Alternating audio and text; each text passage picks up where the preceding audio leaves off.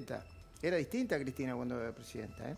Pero quiero rápidamente ir a hablar con Mario Negri, quien calificó al proyecto de ley de el impuesto a los grandes patrimonios de confiscatorio, y de, ¿qué más le dijo? Bueno, yo lo voy a traducir.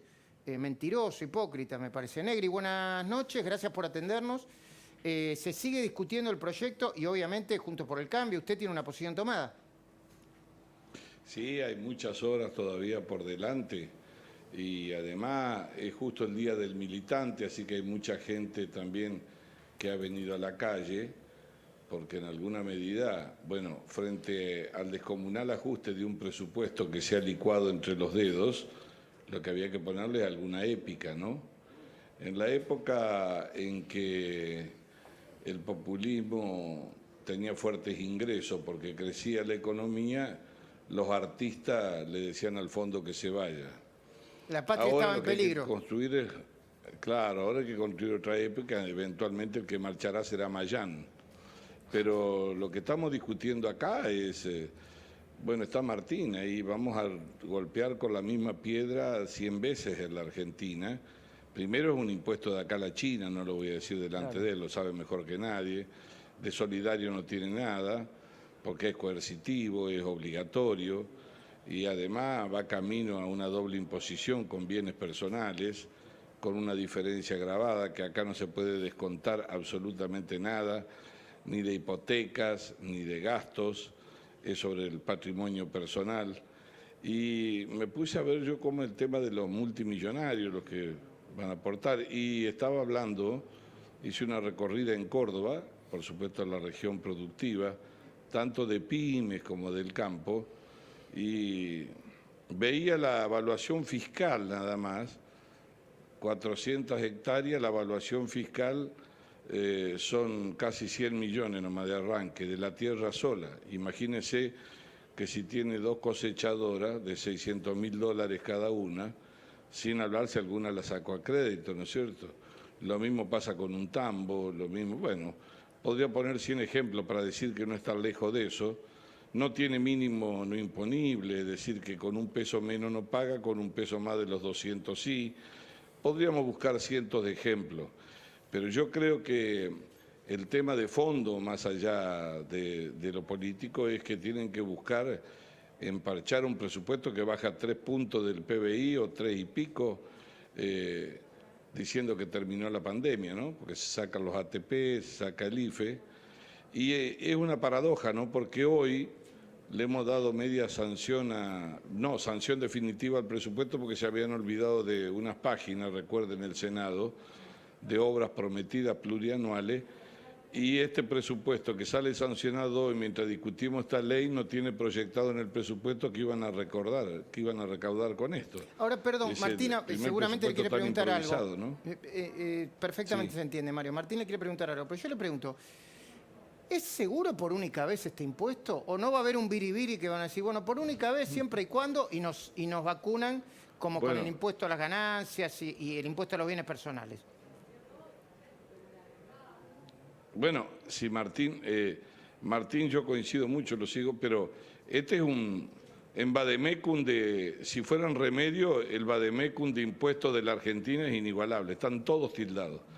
Tenemos todos los que hubo, los que se inventaron, y además de eso, por supuesto, le ponemos la alícuota más alta y si es posible se los metemos todos juntos. Y también tenemos la originalidad de tener algunos otros que en otras partes del mundo no tienen, como el impuesto al cheque, que vino por excepcional y vino para quedarse. Es decir, en vez de debatir una reforma tributaria en seria, equitativa, en vez de combatir la evasión fuerte, en vez de que grandes fortunas que no vinieron en el blanqueo, quedaron en paraísos fiscales, seguirla con los convenios internacionales que tienen, bueno, creen que con esto van a resolver el problema y yo creo que lo que van a hacer es ahuyentar la confianza más, aumentar la incertidumbre hacia la inversión y obviamente en un momento donde hay que buscar trabajo y la desocupación crece y la pobreza crece, me parece que el gobierno no muestra ni plan, ni rumbo y el presupuesto que era el plan, según dijo el ministro, está muy diluido en los valores que trajo y en los valores que va a terminar. Martín, te está escuchando Mario. Ahora, Negri, alternativamente, si no es con este impuesto, supuestamente el gobierno dice le va a sumar 300.000 millones de pesos, que está por verse, por supuesto, hay que ver cuánto terminará recaudando, pero no siendo ese el ingreso, supongamos que no se apruebe este impuesto, ¿con qué se podría reemplazar ese ingreso o alternativamente habría que hacer un ajuste más grande? Bueno, usted lo tiene al ministro que habla en un código, ¿no? La tiene a la barra del Senado que habla en otro código. Barra y del acá Senado. está Robin Hood. Y acá está Robin Hood. Pero en realidad yo creo que es difícil poner parche. Esfuerzo en reducción del gasto del sector público no hay. Nosotros a principio de año dijimos de una manera testimonial, presentamos un proyecto para que los tres poderes durante 6, 7 meses ayudáramos a la pandemia, el Poder Judicial, todo el sector público.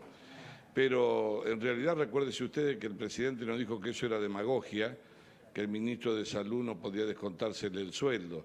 Pero además, Martín, acá mientras el presupuesto estuvo en comisión hasta que llegamos a votarlo a la noche, le aumentaron 0,5 del PBI, 200.000 millones de pesos más, según la Oficina de Presupuesto del propio Congreso, que es muy serio como trabaja y que después de media sanción lo analizó, sin contar los otros 200.000 que están en la planilla de la felicidad, esas obras plurianuales, vio, que ponen para conformar y conseguir votos para el presupuesto.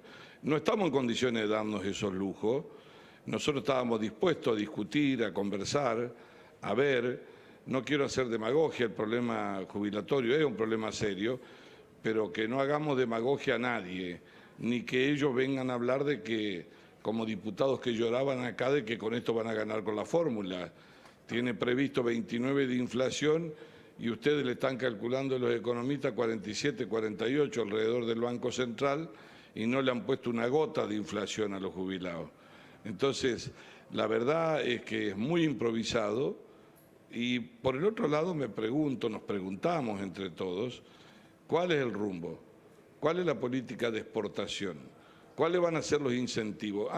Ellos han creado, entre exenciones que nosotros habíamos dado, habíamos bajado contribuciones, bajado ganancias, ellos más impuestos nuevos que han creado casi 13 con este, casi uno por mes. Me olvidé de contar el impuesto al viento, que no sé cuánto irá a recoger en el sur. Ahora, falta el sol. Ahora, Mario, usted habla cuál es el rumbo. El presidente dice que va para Guzmán va para un lado. Guzmán está planteando, perdón, que la palabra que parece una mala palabra, un ajuste. Después hay que ver si está planteando un ajuste, lo venimos hablando con Martín Tetaz, frente a la negociación con el fondo. Voy a ver, un ajustazo está planteando, sobre todo en el tema previsional, un ajustazo. El Senado dice otra cosa, le dice al fondo, y ni se les ocurra cobrarnos intereses y no nos apuren porque no le vamos a pagar hasta 2025. La pregunta es cuál es el ¿Sabe rumbo? qué pasa, Luis? Luis, nosotros estamos medio cansados. La otra vez opinamos de la carta de la vicepresidenta que se la mandó al presidente y él no contestó nada. Terminamos contestando nosotros. Ahora es Mayán el que le manda una carta al fondo. Lo que falta es que discutamos con Mayán nosotros a esta altura. No, pero Cristina no es Tiene que Mayán, ponerse de Mario. acuerdo A es ver, el gobierno. sí, de No, el acuerdo. gobierno tiene que ponerse de acuerdo. El gobierno tiene que ponerse de acuerdo porque hay una convivencia, que no hay espacio en la Argentina, porque no hay recursos, porque no hay ingresos, porque los precios internacionales no son de la época donde el populismo tenía plata, y tiene que ponerse de acuerdo y obrar con verdad. Ha tenido una inflación del 3,8 con todas las tarifas congeladas, ¿no es cierto? Y sin embargo no quieren decir la verdad, ni por dónde van a ir, y han liberado del consenso fiscal a las provincias para que vuelvan a subir ingresos brutos. Hay que agarrarse a las provincias como una silla eléctrica.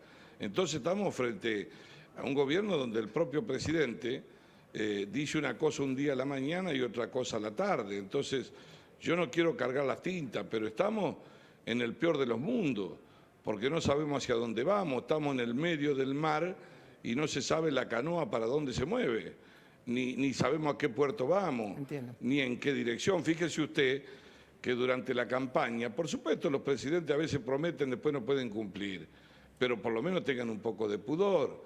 Decía que con las LELIC los intereses iban a aumentar el 20% a los jubilados. ¿Sabe cuánto lleva? Que me corrija Martín, si no. Siguieron con la LELIC, 9% del PBI. Cuando nosotros le metíamos estábamos en el 5%. Todos los gobiernos han recurrido a eso, pero han hecho un festival de bonos. El Fondo de Sustentabilidad está vendiendo bonos al 50% y están pagando en dólares el 16%. Y de las cuentas oficiales se desprende que en 9 meses ya han logrado endeudamiento entre endeudamiento interestatal, que es el que más o menos controlan, y con los sectores privados por 20.000 millones de dólares. Entonces, ese es el tema. Bueno, hay que sincerar la cosa, ¿no? Claro que sí. Negri, gracias por atendernos. Sabemos que tiene un día no, un gusto, muy intenso, sí, y va a seguir. Tenemos muchísimas horas. Gracias, Mario Negri. No, muchas gracias. Hasta luego, a la mesa también. Muy bien. El problema también es, hay que decir la verdad. Yo me acuerdo cuando Alfonsín planteó una economía... ¿Te acuerdas cuando planteó la economía de guerra, claro?